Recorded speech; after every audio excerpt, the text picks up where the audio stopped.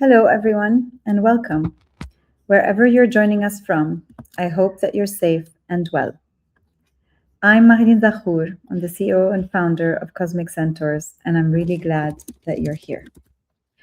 You're joining us as part of the 7th edition of the Cosmic Conference, which we're running over 3 weeks between March 25th and April 17th. This year's theme is Grounded and Limitless, leading organizations that survive and thrive. And really, at its heart, it is about how leaders navigate prolonged uncertainty without losing either their footing or their ambition. That's the question we're exploring together across the conference, alongside more than 15 leaders, practitioners, and thinkers through 3 lenses. Week 1, which was last week, was about enduring, what it takes to stay standing. Adapt is about how we evolve as the environment shifts, and thrive is about how we take what we've learned and turn it into something that makes us stronger going forward. Today, you're joining us in week 2, Adapt, which is really where things start to move. After the first wave of the crisis, this is where organizations begin to institutionalize creativity, deepen relationships, and build the ability to sense and respond to change as it is happening. Before we dive in, I just want to say this is a conversation, not just a webinar. So please share your thoughts, your questions, your reflections in the chat. We'd really love to hear from you. And if you find this or any of our sessions valuable, here's what you can do to give something back. The first thing you can do is donate to Beit el Baraka. Maya is here today, and we really want to make sure that we support the beautiful cause of this organization. I've been supporting them from day one. And I can tell you the impact is incredible, but you'll hear those stories very shortly. And if what you can donate is time, but not money, we are currently running a piece of research on how leaders in the Arab world are navigating uncertainty. The team will drop a link in the chat. It takes about 5 minutes, and it really helps us capture and share these insights more broadly. To today's conversation, our session is titled Dignity and Hospitality, Turning Crisis into Community Infrastructure at Scale. And I'm really, really pleased to be joined by Maya Ibrahimchah. Thank you so much, Maya, for joining us today and making time for this. Thank you, Marie, and thank you for having me. Yeah, absolutely. Let me start by quickly introducing you to everyone. Maya is the founder of Beit el Baraka and Beit Kanz, a leading social entrepreneur and humanitarian based in Lebanon.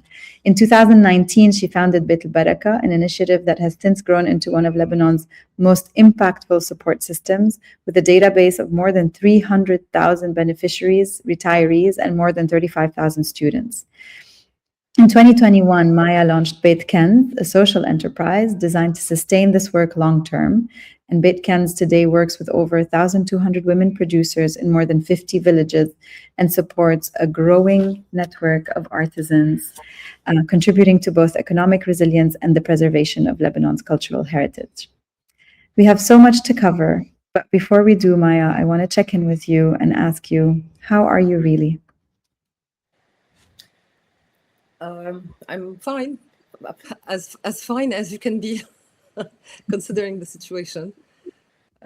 Yeah, I think you can ask me this question once everything ends. Now I'm on.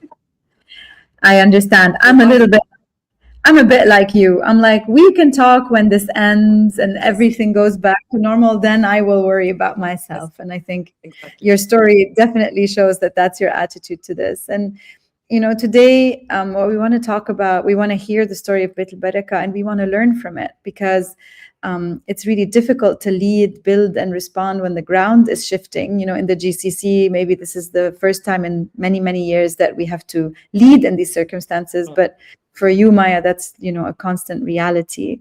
And the question that we want to think about today and help people reflect on is, how do we build in a way that sustains people and systems over time?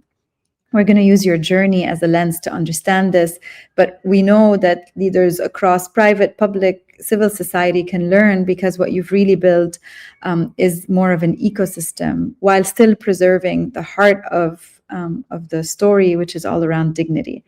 And of course, for those of you who are not Lebanese or from the region, Lebanon is facing one of the harshest crises. I think it was categorized as the third most difficult economic crisis in the 20th century, in the 21st century. And people who are impacted by it are across the board, but particularly elderly people are facing extreme financial vulnerability after retirement. They have absolutely no formal safety net, and they're left to rely on limited savings with rising living costs and economic collapse. And Maya, you shared with us when you told us the story how many of these people are not marginal figures. They're professionals, educators, individuals who contributed to the country's economic and intellectual life. And it is when you came to that realization that you started this beautiful story. Tell us the origin story of Beit el Baraka. How did everything begin? It began in 2018. You have to understand the situation at the time. The context was very particular because there were two societies living in parallel. One society that had the purchasing power and was living in oblivion. You could see both countries having a very different understanding of Lebanon and living two separate lives. So the ones living in oblivion had all the money, and the ones facing the harsh reality were living in misery, but in total silence. And ever since the civil war ended, nobody ever really knew the numbers that came out later on. If there is one thing that was very good about the revolution, whether we like it or not, numbers came out.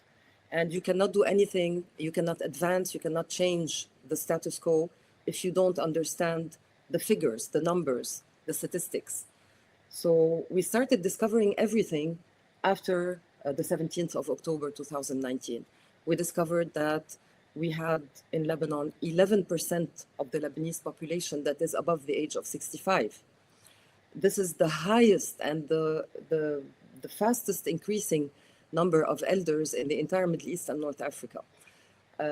We have 532,000 people who have absolutely no source of income after their retirement. You go to retirement at 64, and then the little money they give you, if they give you any, has to last until the rest of your life, which is 20, 30 years. Life expectancy in Lebanon is quite high, so how is this lump sum gonna last? So by the age of 70, because according to what we have as data, this lump sum is lasting not more than 5 to 6 years. So by the time they are 70 plus, these elders have nowhere to go. They cannot pay rent. They cannot pay their electricity bills. They cannot buy food. They cannot buy medicine. So they end up either moving to their children's homes or simply living in very, very small rooms that are not fit for a human being. So the encounter actually that changed everything and changed my perception, and that was, we were still in 2018, which is 1 year before the upheaval, the revolution. I met an old lady, very decent, very, very elegant, and she had lost her house. She lost everything she had, and I couldn't understand that the woman I was looking at was actually a homeless woman. So it was starting this period that I felt something was going to happen, and I felt that the country was going to collapse eventually. I didn't imagine so quickly, but it was there. It was going to happen because the backbone of the Lebanese society are the intellectual elite, the people who really built Lebanon, this glorious mirage that everyone talks about from the 60s and 70s. Well, these were the people who made the 60s and 70s as glorious as we want to remember them. So it was abnormal for me to see them living on the streets like this. So I took this lady in, and together we started touring all the villages and towns.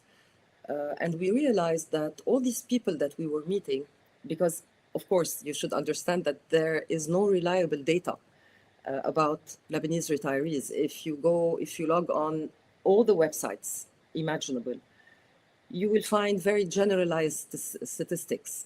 and most of them are just copy-paste from either the World Bank or the IMF. There is nothing that really tells you about the demographics, about the geographic location of these people.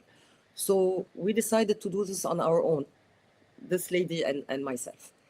And then the category of people that I was meeting was so educated that the concept of giving a food box was impossible.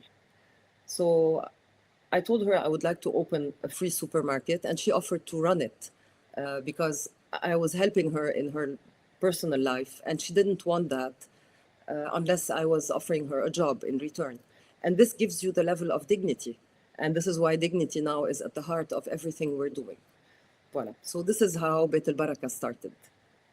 Yeah, absolutely. I mean, I really love this, Maya, because to your point, like the size of the problem was really big. And we typically see, we default to immediate response, immediate relief, as you said, food boxes, cash, basic supplies. And of course, that's necessary and critical in the short term. But the story of what you built really kind of also aligns with all the evidence that these aid models, they overlook the social and psychological dimensions of support, and also don't really deliver a system that creates support on the long run. Like they give a peak of support, but they don't really manage to fix the problem in any way. Tell us a little bit more. Dignity is at the center of what you do, and from the beginning, the thinking was we want to do something that is not within the typical traditional aid approach. Tell us a little bit about how you thought about this model and how it has grown and scaled. So I've always been very bothered by the images we used to see of politicians' wives taking pictures with disadvantaged people and writing these feeding the poor. And the food box somewhere along the line in Lebanon became a voting mechanism. Right before the elections, they start distributing food boxes to everyone. They start asphalting the roads. And this food box reflected a political class that led the country to its misery now. So we decided that it was finally time, maybe, to create another concept that would put first and foremost dignity on top of everything. And the second most important thing is transparency. Because unfortunately, NGOs in Lebanon were, and some of them still are, dark rooms where you don't know what's going on. You don't know the agenda of the founders. Many of them have these NGOs because they eventually want to dive into politics. Others because they launder money. Others, I don't know. Many seem to have agendas. So it was maybe time to start doing something and changing this, because ever since Lebanon was created, and this is very important to understand, since 1943 until today, the civil society plays an immense role in providing a security net for vulnerable communities. Why is that? Because this is how the country was formed in 1943. If you notice that it's always the wives of ministers and politicians and zaims who deal with the issues of poverty, there is no strong legal entity that's there to protect the rights of people with special needs, orphans, whatever. It's always the civil society and always a politician's wife. I mean, this is, if you want, the stereotype that was inherited through generations. So it was time to change a little bit this understanding and turn the civil society work into something that is eventually not just sustainable, but that also would turn into a lobby that can start pressuring the government to take on its roles and responsibilities. Because it is not normal today to ask a civil society to ensure the rights of disadvantaged people or people with special needs. This is not our job. This is not my job to do what I'm doing in Beit el Baraka. It's not.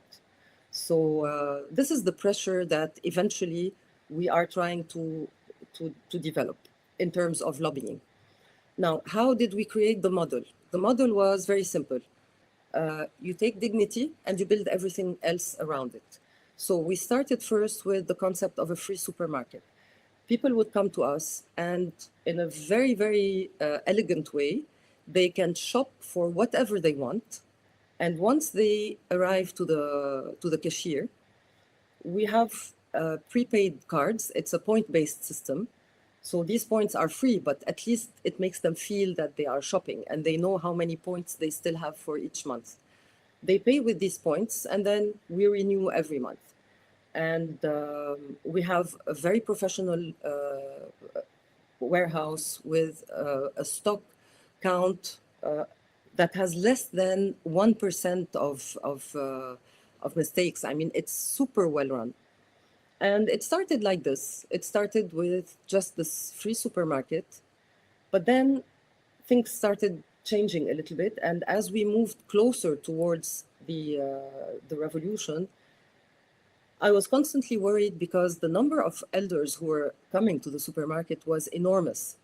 And my husband was constantly harassing me with this idea that Lebanon is gonna collapse because there's a Ponzi scheme. He's been saying this for 20 years and we always laughed at him and no one ever believed him. But you know, when someone keeps repeating the same thing all over again, at the end, it sticks in. And I started panicking a bit because I said to myself, if he was right, I had like 10,000 mouths to feed every day. How am I gonna do it? Because the understanding is very simple. It's all based on the idea of imports. So it's a bit long what I'm going to say now. Just give me 4 minutes. I'll try to explain it as quickly as possible. Since 12,000 years, Lebanon has been planting, manufacturing, small industry, and exporting. This is something that we naturally do. We naturally plant. We naturally make glass, we naturally make pottery. This is in our DNA. And 25% of the Lebanese population lives and thrives in and around the agro industry. Now, it just so happens that the people who plant are in South Lebanon and the Bekaa. When you go back to the history of Lebanon, this is not political, I'm just stating historical facts. The Christian community was educated since the 18th and 19th century by the Jesuits who came to the area. So they consider that they are, if you want, educated enough to stop planting and start having more decent jobs. The Druze tell you that we are the founding fathers of Lebanon and we are landlords, so we are not going to plant. I'm just talking macro, not micro. Of course, there are people who plant in every community, but I'm talking about the general population and the back understanding. As for the Sunni community, they have always been traders. They lived on the seashores of Lebanon, and if anyone can say they are Phoenicians, well, it's the people who were on the coast of Lebanon. They've always been known to be traders. So the last community who came from Jabal Amil in the 13th century is the Shiite community who ended up living in South Lebanon and the Bekaa and started planting. So what happened is that in the 90s, the government of the post-war period decided to shift the subsidies, the government subsidies, from the agro industry and the small industry to the banking sector, real estate, and you know the rest. So this automatically impoverished all these people. And they've already been very poor because South Lebanon, ever since the dawn of time, is an area that has never been supported by the Lebanese government. So the idea of inclusivity was never there. They had no schools, no proper roads, no infrastructure, no hospitals. So the poorer these people became, the more vulnerable they became, of course, to outside interference. And this is why today, when you want to resolve the problem of poverty in Lebanon, you have to tackle this problem. Sometimes people say, you're doing a humanitarian job, you're not supposed to tackle this issue. I say, I have to, because this is the source of poverty. If I want to resolve the issue of poverty, or try to resolve or find a solution for this, we need to find a solution for the people living in these two geographic locations, because this is where all the poverty is coming from. And Mount Lebanon, of course. So today, you realize that gradually, since the 90s until today, so since the subsidies were shifted from the agro-industry to other sectors, gradually Lebanon started importing 80% of its food supply. 80%. Lebanon was known as the granary of the Roman Empire. Imagine how big our potential was. All of a sudden, we lost our food sovereignty. We have a lot of insecurity when it comes to food. And this was shown after 2019. So when the banking sector collapsed and the Ponzi scheme was out, while it was very simple, we were not able to import food. We saw with our own eyes mothers giving their babies, their newborn babies, boiled rice water instead of milk, because we no longer had access to dollars, so we could no longer export. This model is not normal. So while building the Beit el Baraka model, we took all this into consideration, and we started addressing the numbers exactly like anyone working in this sector should. The people who lost their money, where are they? The poorest categories, how many are there in every single village?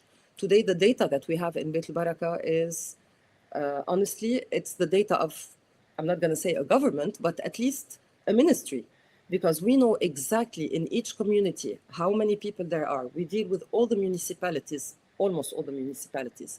We work with them. We develop solutions for each one of them. And we decided not to just provide help and then say, I'm going to give you food and leave. This is not how we work. We decided to create a full-fledged solution to this problem. So we started developing gradually an agriculture project. We simply posted on Instagram that we were willing to start planting if someone would give us land, and we got a lot of land. So today we are planting 500,000 square meters, on which we have olive oil. We produce olive oil, labne, laban, milk. We have 18 tons of fruit, 20 tons of vegetables per season. We have 3,000 eggs every week. I mean, it's a huge production. And this production feeds the supermarket.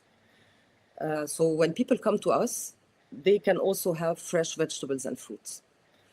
Now, we started tackling the issue of agriculture ever since 2019. And we realized that the Lebanese did not take pride, especially the new generation, in agriculture, because for them, it was like an insult. Oh my God, this was very shocking, because farmers today are the backbone of every society. The farmers in France, when they go on strike, all of France is crippled. They are the people who feed everyone. So why is it seen as an insult? Because it's an inherited mentality since the end of the Civil War.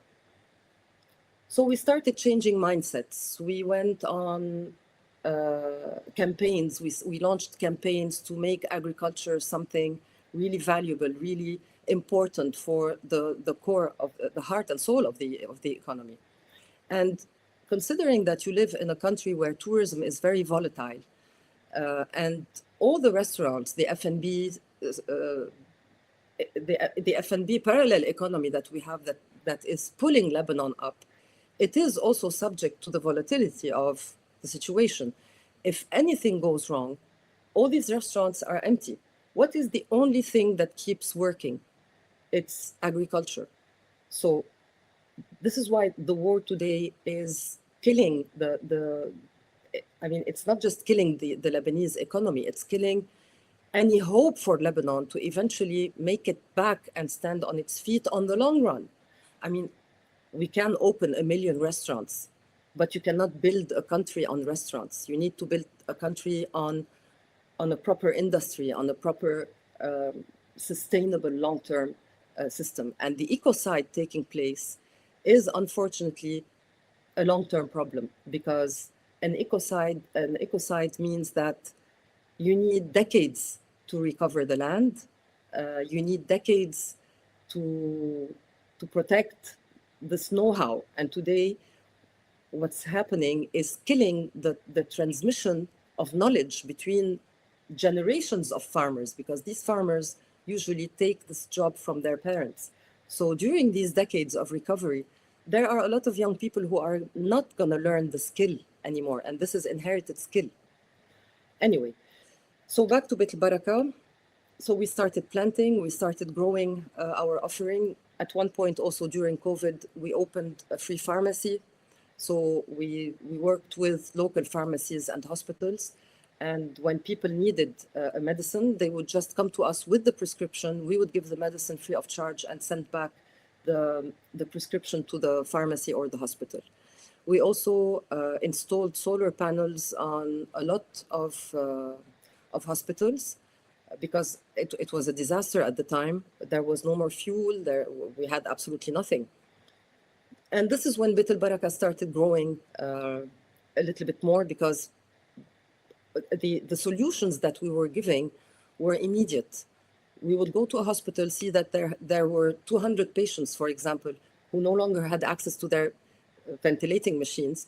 The second day, we would install the panels, and so on and so forth. And we did this across the Lebanese territory, because I am half Christian, half Muslim. And it's very important for me that Beit el Baraka resembles me. All communities should be represented equally, and there should be no favoritism. The only thing we always requested from the people we support and from the entities we approached is that no one else is helping them, because duplication is the first enemy in charity, the first enemy. And if you want, one of the challenges that we faced during that period was the fact that we couldn't help refugees, whether they were from, registered refugees. This was a big problem for us, because refugees at the time from various countries, you have refugees from Iraq, from Yemen, from Syria, from many countries. Once these refugees were registered in another NGO, we would not be able to help them. So we were helping, if you want, what we call the underdog, the person that nobody was helping. So we did have a lot of nationalities in Beit el Baraka, from Syria, from Ethiopia, from Sri Lanka, from everywhere. They were all just coming to ask for support. And it kept growing at an exponential rate. But what was helping us at the time is that all eyes were on Lebanon. So it was very easy for us to grow, because people were donating, people felt that Lebanon needed support. There was international press that was coming, covering what was going on in Lebanon. Contrarily to now. Now we are regressing because donations are not coming. Anyway, it's quite a challenging period now. So, yes, I know. When we opened the yes. Sorry. I think we have a bit of a delay. Maya, I want to ask you just a little bit, because from the very beginning, I think something that is striking about your approach, and you are showing it to us here, like whether it's your understanding of history, whether it's your ability to also think through what will happen in the future, you really think through systems, right? And you build systems. So you didn't just do the supermarket, you figured out a way to bring food, to distribute, whatever, any layer. And I want us to talk about the many different things that you ended up supporting, because you grew from this one mission into many, many others. And you brought this ability to think in systems and to try to design things that can sustain themselves rather than constantly rely on charity, as you say. What can, I know it's difficult to ask you this question at this time. As you say, you are still constantly rebuilding. We are fundraising all the time. So anyone listening to us, whatever you can spare this month would be really helpful. But if you were for a second to step back and say, what can people in other places that maybe are not so used to what they're experiencing today learn from your approach of thinking in systems? Because I think that is incredibly unique to how you set up Beit el Baraka. What would you say? Okay. The thing is to always put yourself in a helicopter, put your brain in a helicopter and zoom out of the situation you are in order to be able to connect the dots. So the way we started transforming Beit el Baraka from a dependent charity into a long-term sustainable model is simply connecting the dots. So I'm going to give you now a summary of the 7 years that would explain how the systems are built and how the layers function one with the other. So you have the supermarket that has land in which we plant. This land provides the supermarket, but at the same time, the supermarket today provides the ingredients needed in the restaurant Beit Kanz. How did we open a restaurant? It's very simple. When the explosion happened, we received a budget for heritage preservation. This budget is from an international institution that only repairs heritage. So one of the buildings that we repaired is the Tabal building where Beit Kanz is located now. We repaired the building and asked the owners to give us a flat free of charge for 5 years, which was the amount with which we repaired the building. And then we called all our friends to send us furniture, plates, lamps. This is why you will see the decoration is beautiful, but it's a bit eclectic. So because we did with whatever we had. And all the proceeds of this restaurant go to Beit el Baraka. Now, how does this restaurant operate and how does it complement the charity? The restaurant buys 10 to 12% of Beit el Baraka's agricultural project. So we buy 10 to 12% of everything produced on the farm, the eggs, the cheese, the laban, the fruits, the vegetables. And the money that Beit Kanz restaurant pays to Beit el Baraka is used to cover the salaries of the employees working on the farm. 90% of the production goes to the free supermarket in Beit el Baraka. Now, who are the people working within the production of the Beit Kanz Moune line? We decided to open in Beit Kanz 2 shops. The shop on the right side when you come in is the épicerie.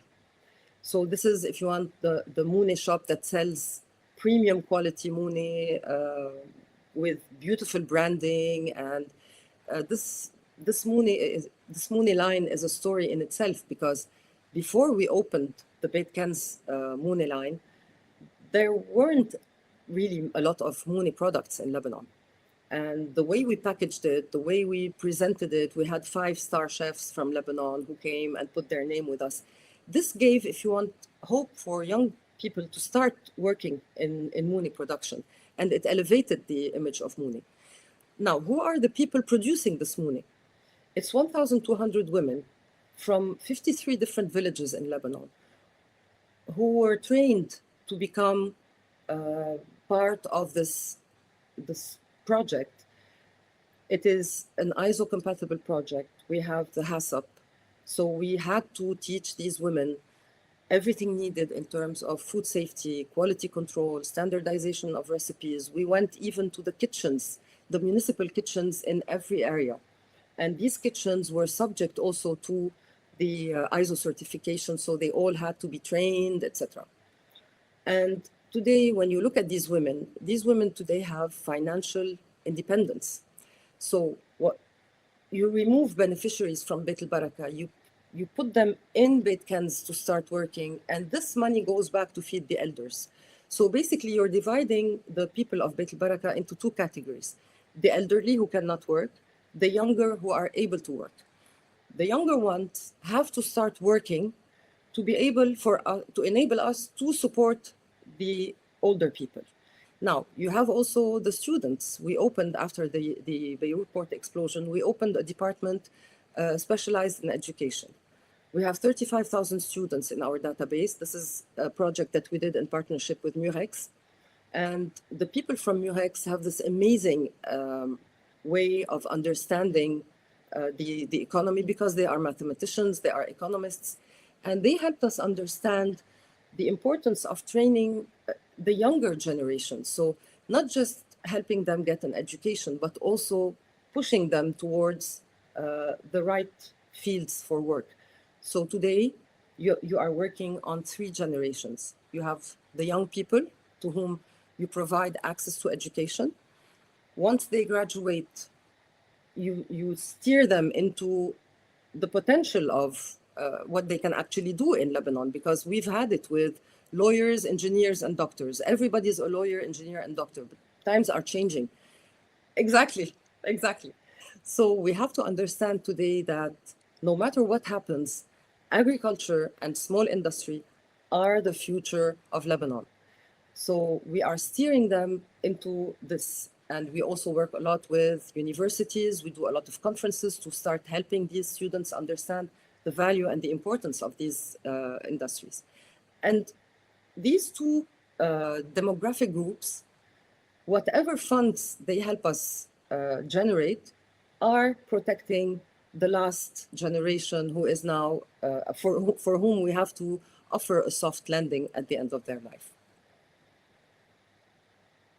I mean, it is incredible how you started, how you scaled, and how you just presented to us how all of these things feed into each other. First of all, like, can you just run the country? Like, that would be great. No, no.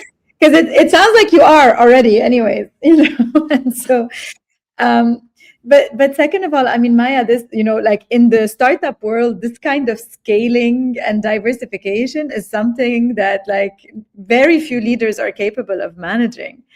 And when we spoke about it, like, one of the things that was also really interesting is not only kind of your agility as an organization to quickly connect the dots and make connections and be able to reinforce the ecosystem with all these various layers of support. But also you spoke to us about how you needed to scale internally, whether it was your capabilities, whether it was your governance. Obviously, as someone who works in organizational development, I also find that really fascinating and something worth learning from. Tell us about how the insides of Beit el Baraka and Kanz also had to evolve to support this kind of scale. Okay, so the most important thing today is there's a beautiful Lebanese saying that says, "عطيه خبزك للخباز," يعني give your bread to the baker. Let the baker do the bread. So we decided to stop relying only on volunteers, because you have a choice to make when you're an NGO. You either stay volunteer based and you work with people who are here offering their hands, but who are not able to commit on the long run, or you have to shift into a much heavier and more difficult model, but it secures a certain level of professionalism, which is employees, full-time employees. And what was absolutely amazing is the fact of working hand in hand with the CEO today, who has been with Beit el Baraka from day one. His name is Lies Khalil. Lies is an ESA graduate. He has his EMBA from ESA.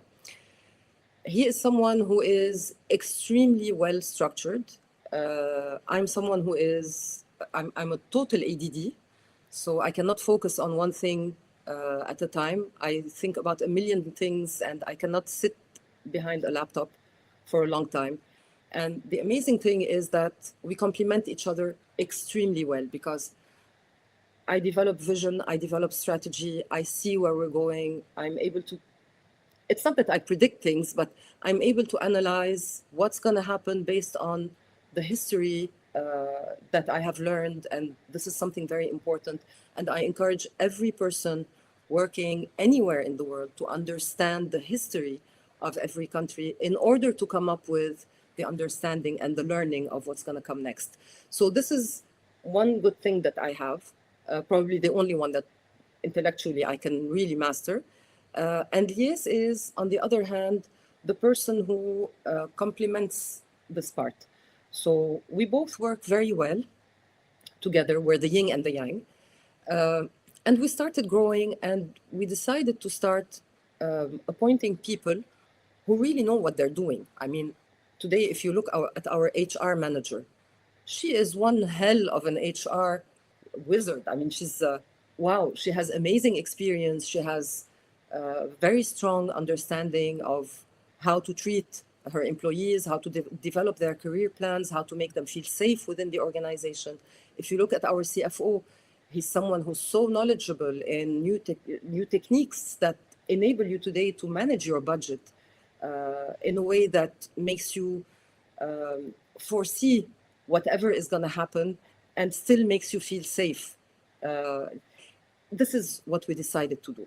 So, but the way we grew was very fast, and this, if you want, this was the biggest challenge. Challenge was time, because we started first with a small supermarket. We were just, I mean, Yes at the time was just volunteering with us. He was helping us because he loved the cause. He felt that it was something nice, but he never thought he would actually join.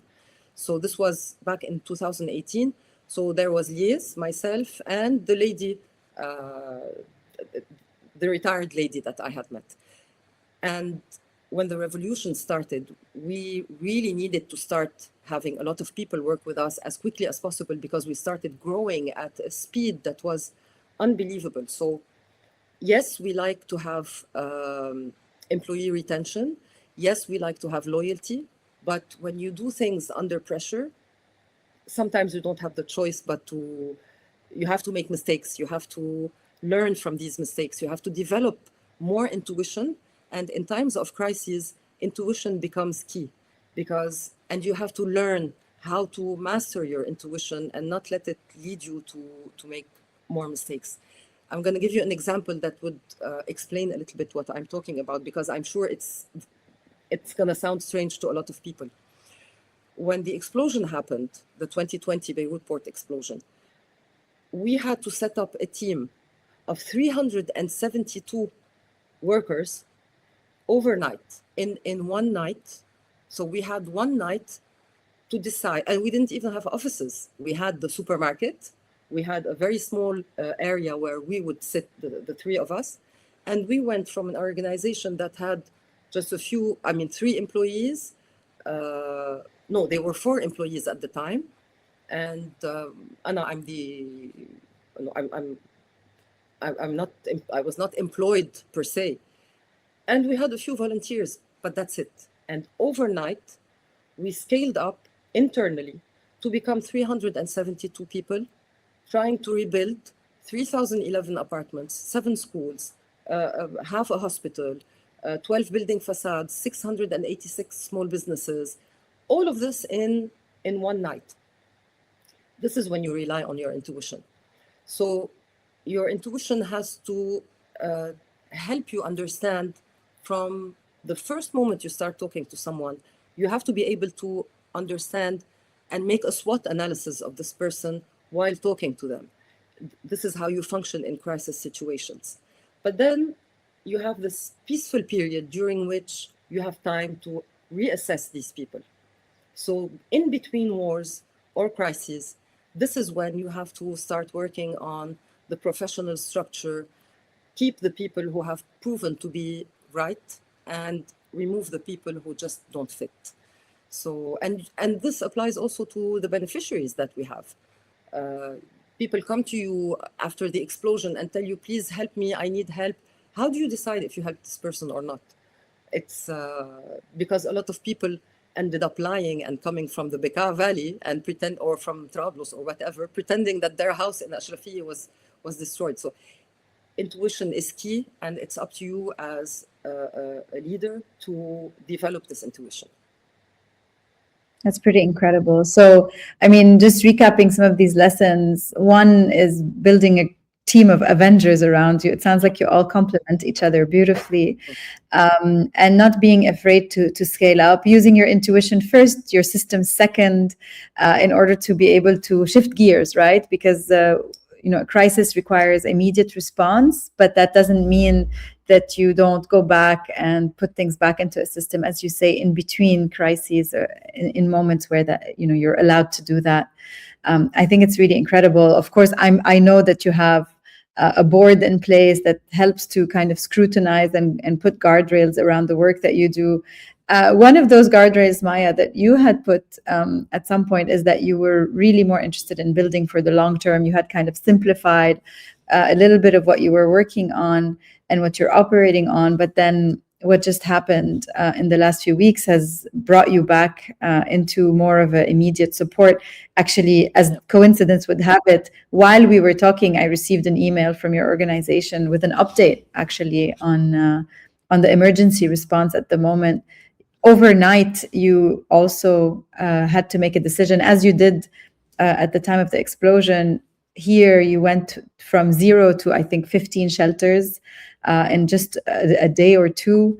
How do you make decisions at speed like this? And then also, what can we learn from this ability to really jump in and provide support at scale?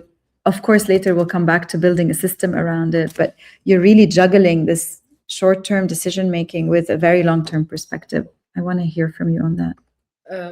What's very important is that decision-making respects the hierarchy. Because I come from an FMCG background, so usually when things are very structured in a normal country, it's very different.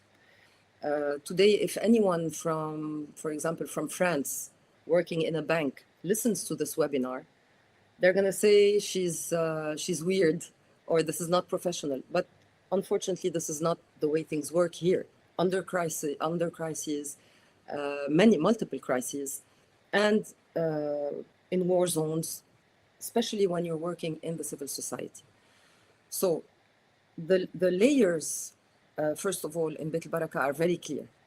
The system that we have put in place and the internal governance is it's our, if you want, our Bible. So we all respect the hierarchy. We all go back to the central people who decide together.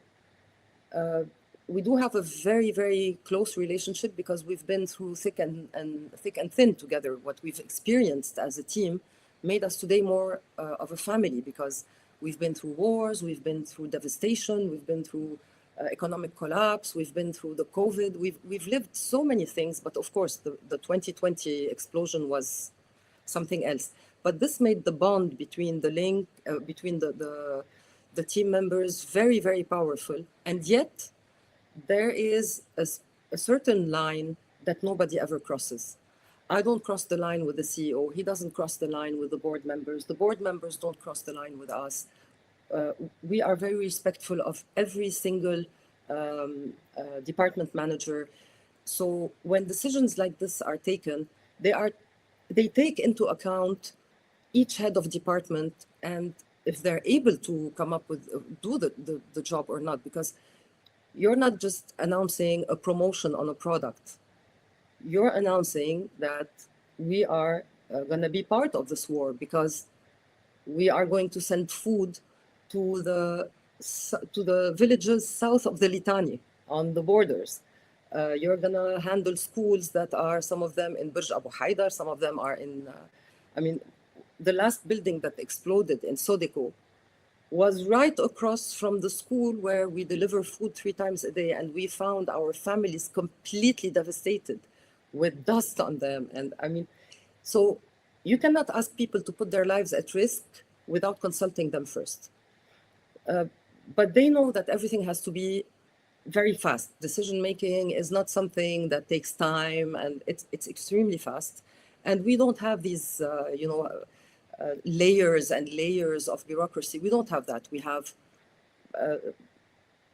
the board and you have Lies, the CEO, and the heads of department. So, and we have WhatsApp groups. Sometimes you have to function on WhatsApp groups because there's no time for people at 4 a.m. to read an email. You have to wake them up and say, guys, the war started. What do we do? And so if you want, you have to juggle constantly between remaining very professional you also have to constantly motivate your team, make them feel secure, and at the same time, uh, take their input on whether you decide to participate in such a tremendous support relief, emergency relief program. Absolutely. You know, Maya, you said that it sounds like what we do is unprofessional. I actually want to tell you that it doesn't at all. And academics study, the way that you are currently very intuitively doing things. In fact, next week, on Thursday afternoon, we have a professor who's been a mentor of mine. His name is Jose Santos, who studies multinational enterprise. But one of the things that he's become really interested in and that we will be talking about is the role of governance and uncertainty. So, for example, board guardrails and how managers respond to uncertainty. And what you are talking about today is textbook what he sees as being the right way to approach uncertainty. Oh, So this combination between the governance, where we understand the limitations and the boundaries of what we're allowed to do, and we don't cross those boundaries, while at the same time, at the managerial level, looking at serendipity, doing with what you have. You gave an example of, oh, we just called people and they sent us furniture. There's actually a key principle that is studied by Dr. Saraswati, his name is, which is called bird in hand, which is start with your means, who you are, what you know, whom you know. So actually, Maya, everything that you're doing is a best practice in how to respond to uncertainty. And that's why, in addition to supporting Beit el Baraka, like our thinking of asking you to tell these stories is because whether you're in the private sector or the public sector, in a place like Dubai or Saudi Arabia, which maybe a lot of the people joining us today also are from, this model is exactly what we should be following. And it comes naturally to you now because people in Lebanon or anywhere where you lead through continuous crises, we develop this intuition and this ability to respond, but for others they have to learn it. And what you're telling us is really kind of the best example of how to manage uncertainty and also how to constantly travel between the present, the past, and the future, whether it's anchoring yourself in history, responding with urgency in the present, and then going back and building systems that can be sustainable. I mean, that range is honestly something that we try to teach leaders all the time. So I don't, that comment that you made triggered me, because in fact, if anything, that person in France should probably learn from everything that you and your team have done. It's really absolutely incredible, honestly. I want to maybe close it off a little bit about you, Maya, before we do our lightning questions. I have questions that I ask every single one of my speakers, and I'll come to them in just a minute. But just to close it off, how do you keep your energy going in these kind of constant waves of crisis and stability and everything that you're building in the middle? It's just the impact. I mean, I look at the impact that Beit el Baraka and Beit Kanz have, and this makes me just so happy and so eager to wake up in the morning and do something. I mean, I have a lot of difficulty sleeping at night because my mind is constantly working on what we're going to do tomorrow. And then I end up sleeping late, waking up very early, just thinking about what's going to happen tomorrow. So this is what keeps me going. I mean, I'll give you a small example, and you will see to which extent this is important. When Beit el Baraka is doing great and working a lot, it means that the situation in the country is very bad. So Beit Kanz is not working. And the opposite, when Beit Kanz is doing great and tourism is at its peak, of course, Beit el Baraka is calmer and we can work on other programs rather than emergency. So now we're in the period where Beit Kanz is, like all restaurants in Lebanon, not working. And the first time this happened in 2024, we started thinking, what do we do with the staff? Today, this staff that we have are part of Beit el Baraka's family because Beit Kanz belongs to Beit el Baraka. What do we do with them? Do we do like other restaurants, just lay off half the staff and who cares? We can't do that. They're part of our family. We are 92 people. We're like the fingers of a hand. We cannot lay them off.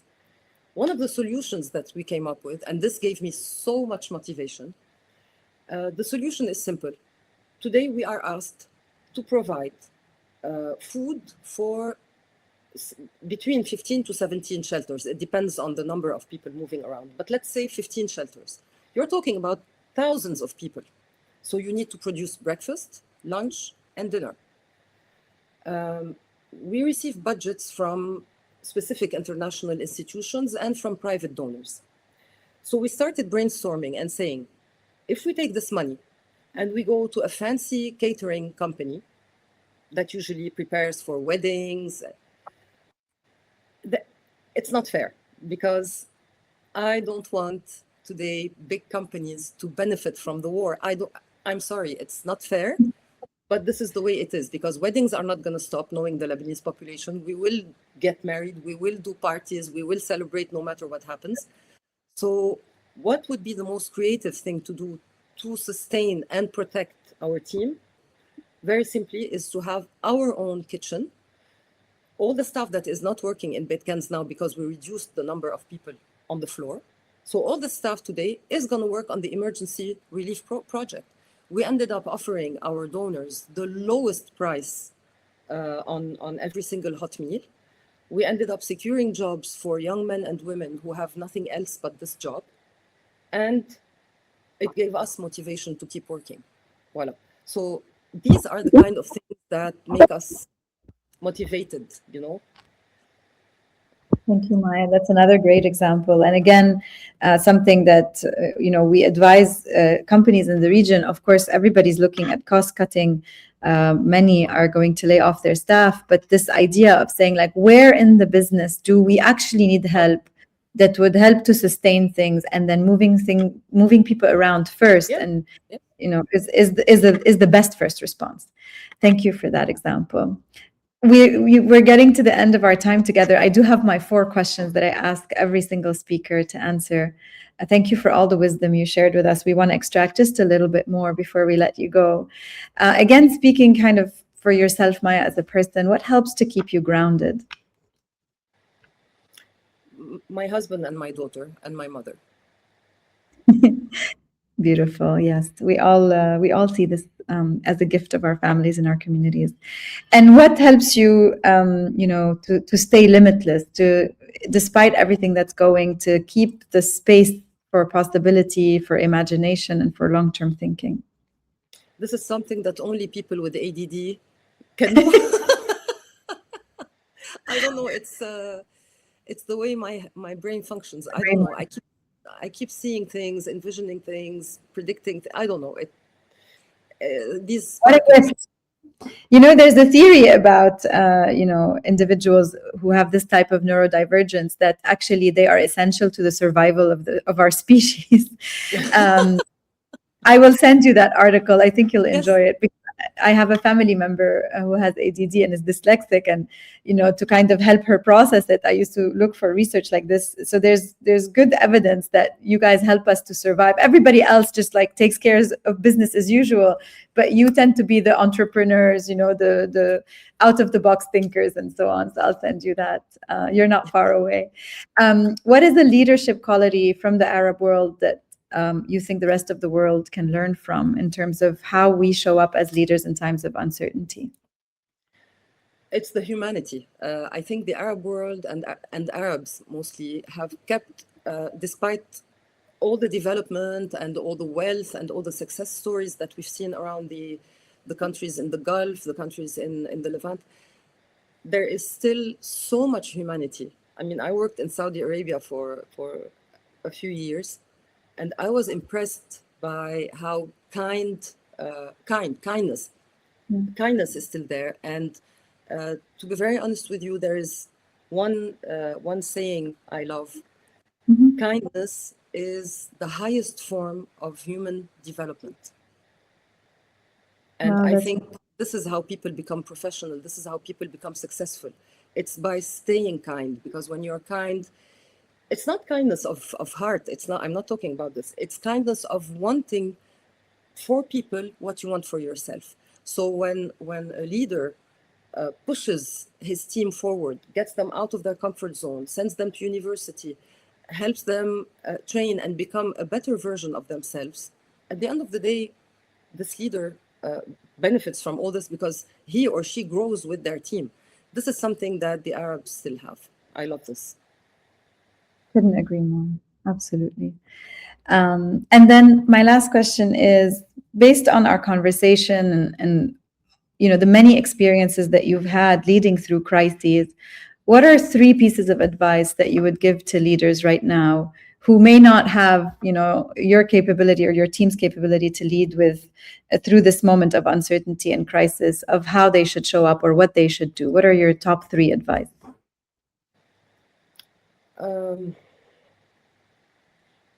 The first one is always to remove yourself from any situation, because being a leader in this particular situation makes you very exposed. And when you're exposed, you tend to get very hurt because, people tend to criticize every single move you do, every single decision you make. It all reflects back on you. So the first thing is, when you're working in times of crises, you have to put yourself out of the situation, because I don't know how to explain it, but you should not think that you should understand that people in times of crisis and war are very sensitive. They get irritated very quickly. So get yourself out of the situation so that you can protect and shield yourself from whatever happens. The second advice, again, is keep the humanity. Today we are living a terrible, terrible period of sectarianism on a local, regional, and international level. Everybody's fallen into the sectarian gap. It's a trap. It's a trap to manipulate people. It's a trap to make people more aggressive. فرق تسد. This is the legendary, most Machiavellic rule. Just stay human. Human in the way you deal with your employees. Everybody has a problem. If the leader wakes up in the morning and has a load of problems over their shoulder, their employees have 10 times more, because these employees have so many people who rely on them in their families. Maybe they don't have the reassurance or the internal security that a leader has. And the third thing is hope. Keep the hope, because it's just a phase. Nothing lasts forever. Keep the hope. Thank you. What a beautiful message to end us on, Maya. I'm so, so grateful for you taking the time. I know every second of your time is another decision that was delayed and, another conversation that you need to have. So I'm incredibly grateful for your generosity throughout the past 7 years and today with us. And thank you to all who tuned in. I had a bit of a technical problem, so I couldn't see the comments, but I know that there were a few questions. Maybe we can answer them in the chat later. Thank you for joining us and for learning with us today. If you want to share this recording with someone it'll be available on our YouTube channel and as a podcast in just a few minutes. If you think someone in your someone in your network would find this conversation useful, please pass it along. I learned so much, Maya, listening to you today. I'm really, really grateful. Part of it is we wanted to make sure that efforts in Lebanon were given a stage, but also very selfishly, I learned so much, and I'm very inspired by what you and your team are doing. And I'm sure anyone who listens to the conversation will be too. Reminds me of how small my problems are, which is always a gift. So thank you for that. And then for those of you who are still here, tomorrow morning we have a roundtable on professional services where we're bringing together the community to help think through how firms in professional services can survive the next few months and what we can do to adapt. And then in the afternoon, April 8 at 4 p.m., we're going to be hosting Wissam Adib, who is an executive coach and was an advisor in the Prime Minister's office in the UAE for 20 years. And he's going to talk to us about containment and ambition, which is how leaders can help to deliver visionary impact in a complex world. We're going to explore what it takes for leaders to hold pressure and navigate uncertainty when ambition stretches both the organization and the people within it. We Thank you again for being here with us, and we hope to see you in our next session.